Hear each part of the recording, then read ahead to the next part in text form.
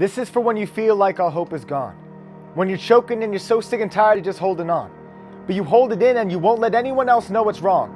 And it's been going on for so long they stopped asking you, yo, what's wrong? So now you feel so alone. Letting your heart harden to the point that it feels like a bone.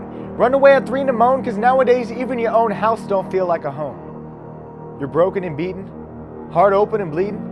To be honest, it's getting harder to say no to the demons, because it seems like they're trying to keep me from hoping and dreaming, and I just can't cope without screaming, so I scream and shout it out. But then the world drowns me out. And I start to doubt that thing inside of me that everyone talks about. What is it again? Oh yeah, hope. Such a simple word out of context, but in this world it's a complex concept.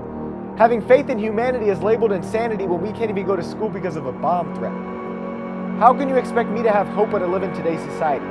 The one that embellishes drinking but condemns sobriety. The one that teaches us that everything's about notoriety. When as far as I can see, we are taught to be a robot that sits idly by no variety. Why? It's evident to me that preeminence has an inverse relationship with following precedents. But we're raised with no emphasis on intelligence, so we suffer from decadence, brains like gelatins, trained with no reverence, judging other people by their melanin. Oh sorry, forgot we weren't supposed to talk about the elephants. Even though they've been here for so long, they might as well be residents.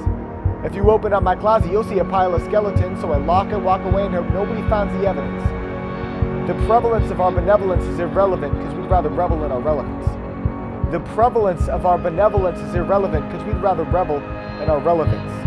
But it's all to our detriment. To put it simply, we'd rather be selfish and famous than helpful and nameless. We want to be the winner, and it doesn't matter what the game is. And it will remain the same until our perspective changes to hope. Having an optimistic perspective every day. Hope. One word. Possessor of our wildest visions. One word. Keeping us locked on to our mission with a child's ambition. One word. Keeping a lonely teenager from being in the position, wondering if anyone would even miss him. Listen and have hope. Because even though our education suffers from declination, it seems our generation is only learning division. But just because they're different doesn't mean they're opposition. And just because it's called the human race doesn't mean it's a competition.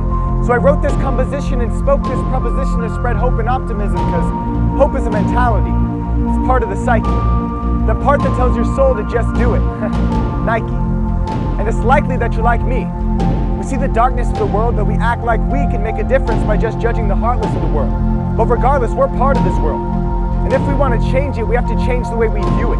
Start looking at it as building blocks instead of looking at it as ruins. Have hope. H.O.P.E. You see, we must see that these 4 letters can be used for bettering our community. Because this is an opportunity for you and me to stand up together all in unity. And then you can see that your whole life changes, rearranges. It's the strangest thing. How great it feels when you don't let pain reign as king. So until the day when your arms become angel wings, have an optimistic perspective every day. Have hope.